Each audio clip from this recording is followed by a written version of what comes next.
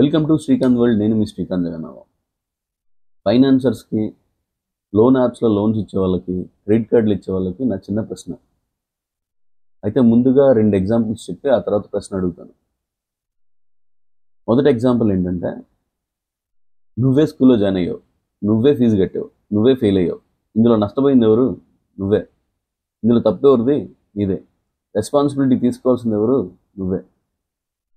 అలాంటప్పుడు స్కూల్ పైన కేసు ఎలా పెడతావు? స్కూల్ని ఎలా నిందిస్తావు? ఇది మొదటి ఎగ్జాంపుల్. ఇప్పుడు రెండో ఎగ్జాంపుల్ చూద్దాం. అదేంటంటే, నువ్వే మార్కెట్లో బిజినెస్ స్టార్ట్ చేసావు, నువ్వే ఆ బిజినెస్ కోసం ఇన్వెస్ట్ చేసావు, నువ్వే ఫెయిల్ అయ్యావు. ఇందులో నష్టపోయింది ఎవరు? నువ్వే. ఇందులో తప్పు ఎవరిది? నీదే.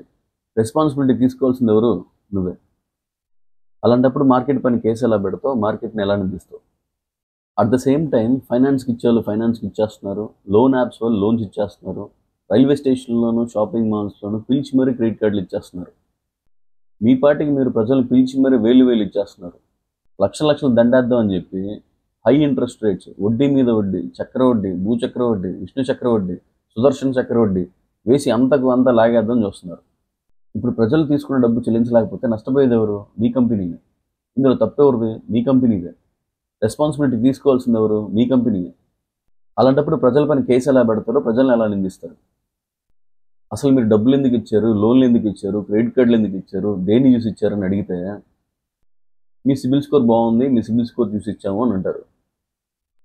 ఇప్పుడు ఆ సిబిల్ స్కోర్ ఏదో మీరే ఉంచుకోండి అని ప్రజలు అంటే ఏం చేస్తారు? Just asking. ఇక్కడ తీసుకున్న లోన్ ఎగ్గొట్టమని ప్రజలకు చెప్పడం కాదు నా ఉద్దేశం.